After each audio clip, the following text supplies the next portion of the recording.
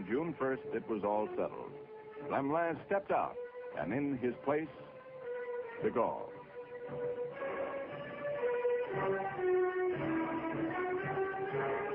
First, de Gaulle appeared in the Assembly to announce his program. He would change the French Constitution, and he would end the Algerian War. The Assembly applauded.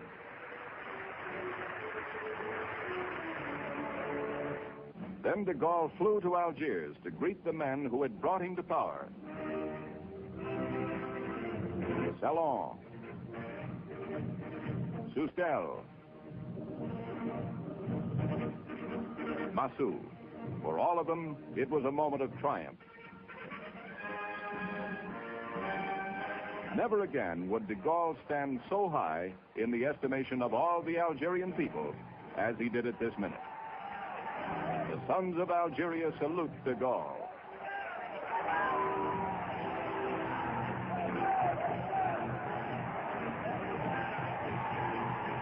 He had everything, even ticker tape.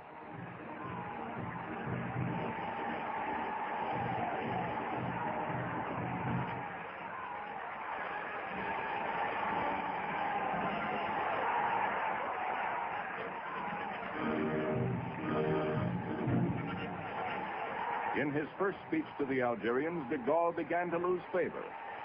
In the circumstances, he was moderate. Nowhere did he mention that Algeria was... The war is fratricide, he said. He, de Gaulle, would lead them to a reconciliation. Back in France, de Gaulle faced two tests. He offered the voters two proposals. One, a new constitution to establish the Fifth Republic. The second, his own name as candidate for the presidency of the new government. There was no contest.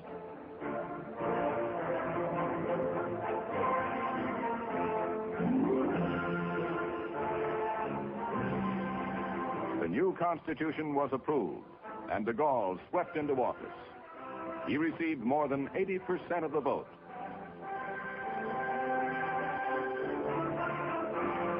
De Gaulle assumed the appendages and prerogatives of his new office.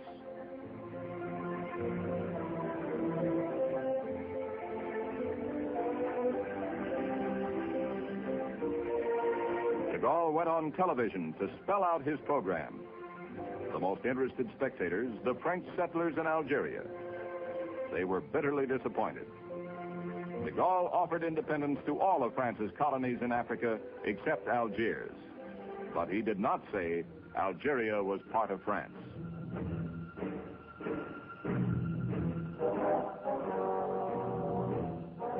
Next, de Gaulle ordered his army officers to get out of Algerian politics. He recalled Salon.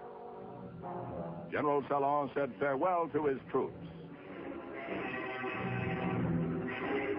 The settlers demanded he stay. But Salon left. The same crowd turned on de Gaulle's premier, Michel Debré, at a public ceremony. They booed him.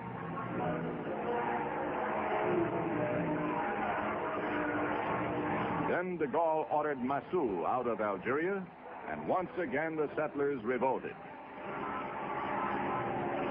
Under the leadership of Pierre Guiard, they went to the barricades. At first, the army, especially Massu's paratroopers, sympathized with the settlers. Provisions came in freely.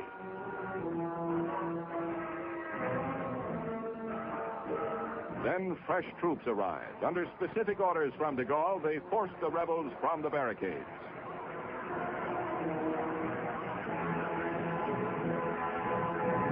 Guiard walked out, head high, still the hero of the settlers. In November 1960, the war began its 7th year. Memorial services marked the anniversary, and even in the churchyard, the terror was felt.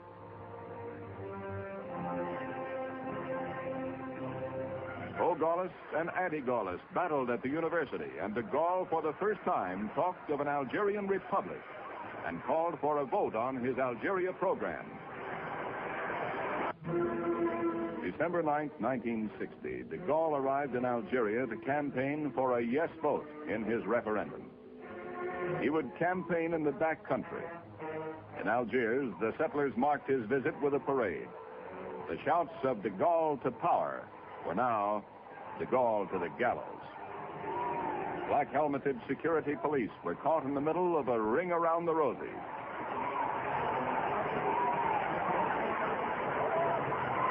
The police charged the demonstrators. The demonstrators threw stones at the police.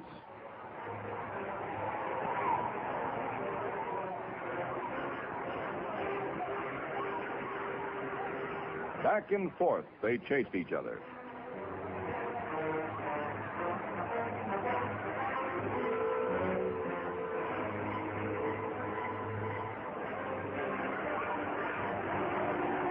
A never-ending round of violence.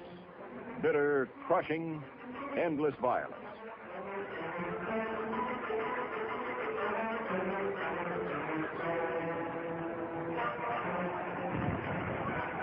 The police switched to new weapons, tear gas bombs and concussion grenades.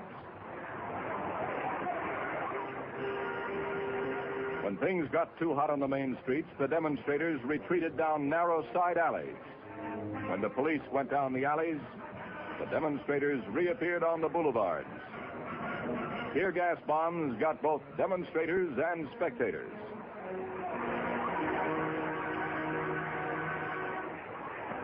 De Gaulle was imperturbable. He avoided the big cities. He went through the countryside, disregarding his own security officers to shake every hand in sight. In Algiers, the police relinquished their battle to the army. The crowd greeted the army as saviors. Hoisting soldiers on shoulders, they paraded down the streets. They were sure the army would stand aside as it had done the year before.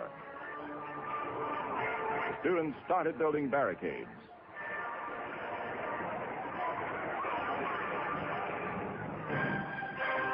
This time it was different. The troops moved right in.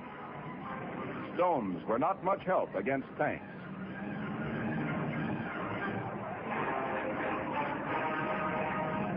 The soldiers took the barricades.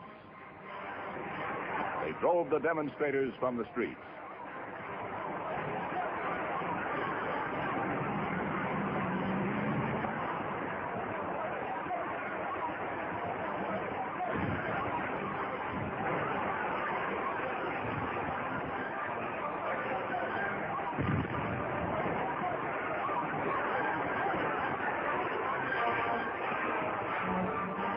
Some soldiers were hurt, and some bystanders wound up in the hospital. But it appeared that the demonstrations had ended without severe damage.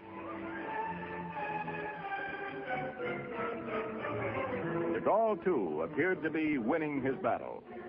For every French settler who shouted, "Algeria is French," there were a dozen Muslims to grab his hand and shout, "Vive de Gaulle."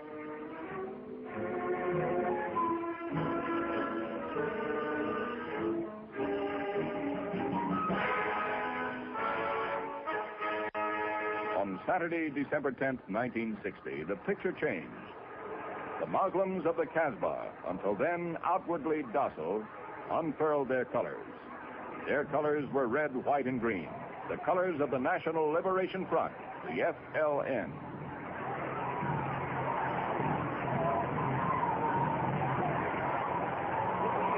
They spilled out of the Muslim quarter into the French city,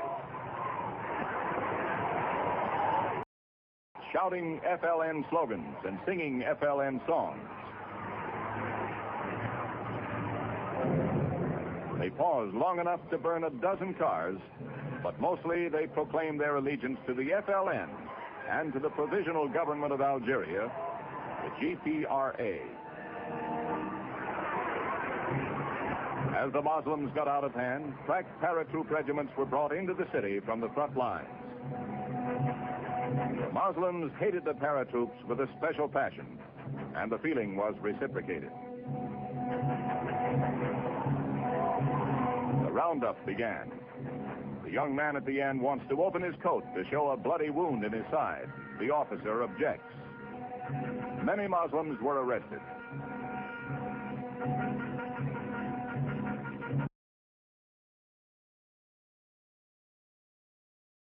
The settlers in Algiers had discovered anew their dependence on the French army. For the first time, the Muslims had looted and burned parts of modern Algiers. Cars were burned. So were human beings, some so badly they could not be identified as French or Muslim. The soldiers had fired on the Muslim mob. At least 61 Muslims were killed by the paratroopers alone. And smoke hung over the city.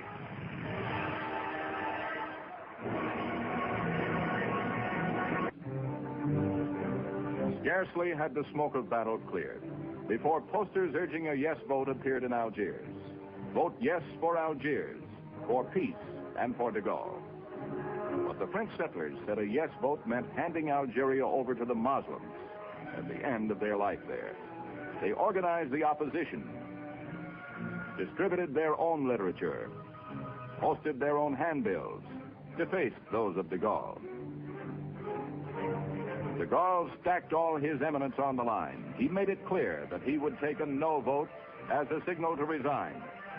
Every Frenchman was made to understand this was something personal between himself and Le Grand Charlie. J'appelle votre attention.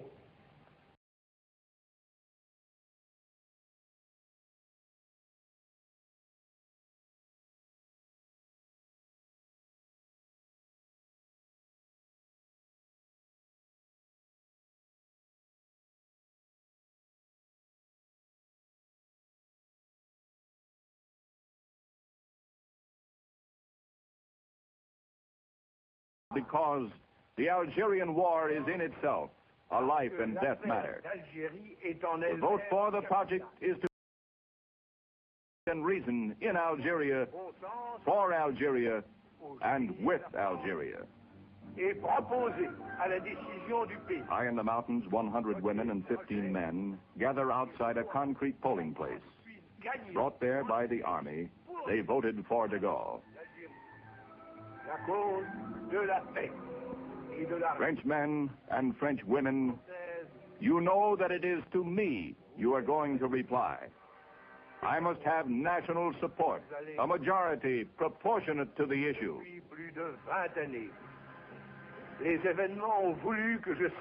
In the cities of Algeria, the military was ready to protect the Muslim voters, but the Muslims did not come to the polls. That is why I turn to you above all intermediaries. In truth, this issue, and who does not know it, is between each one of you and myself.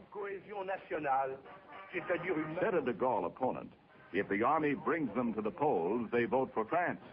If the FLN brings them, they'll vote for the FLN. If nobody brings them, they won't vote at all. Most Muslims didn't vote. Those that did voted for de Gaulle. The French settlers voted an almost unanimous no. But in France, de Gaulle got an overwhelming yes. French men, French women, everything is simple and clear. A sincere and massive yes is what I ask from you on behalf of France. Vive la République! Vive la France! Charles de Gaulle got his sincere and massive yes on behalf of France. The people of France were disposed to continue him as the repository of their glory. Once again, the grandeur of France and the 6-year war rested with Charles de Gaulle. Against him, many men. Talon, Massu, Sustel, Bigeard, Abbas. But against them, Charles de Gaulle.